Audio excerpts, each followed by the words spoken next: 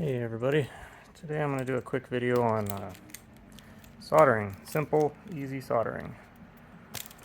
So, I used to do this a lot, did security for just over 20 years, security, card access, fire, that kind of stuff, but it's all low voltage. And before that I did car audio and, during and side jobs, and so lots of experience soldering things, and this is the easy way. So, got our wires twisted together. I'm just gonna prop this up so you guys can see. Let's see, can you see it there? Anyway, the easiest way for most applications is a Bic lighter. And all you're gonna do is get the tip of the flame on your copper for a couple seconds and then just kind of dab it with your solder. Works like a charm. You don't have to worry about dropping a soldering iron on customer's carpet or waiting for it to heat up. I mean, it's great. And then what we would do usually, once it's hardened, is cut the ends off so there's no pokey bits when you put your tape on it.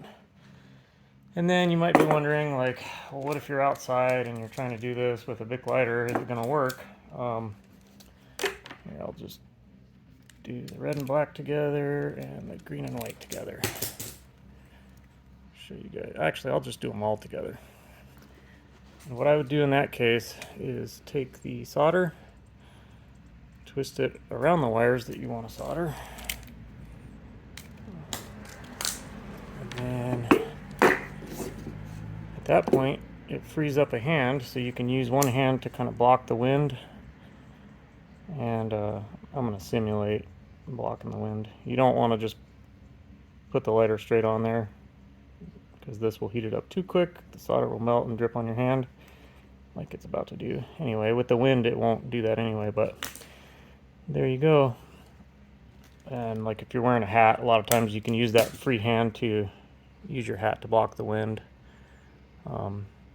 But it's just, to me, over the years it seems better than using a soldering iron. It's a hell of a lot faster. And if you got, if you're doing a control panel or something, you got 100 of these, strip them all, twist them all together, get your resistors on it, get them all ready to go, and then just go through and solder all of them, go back, cut them all, go back, tape them all, and then land them all. And it's a real time saver. Anyways, I'm going to start doing more videos like this, easy hacks, easy things that I think everybody should know. A lot of it will have to do with wiring. So anyway, stay tuned.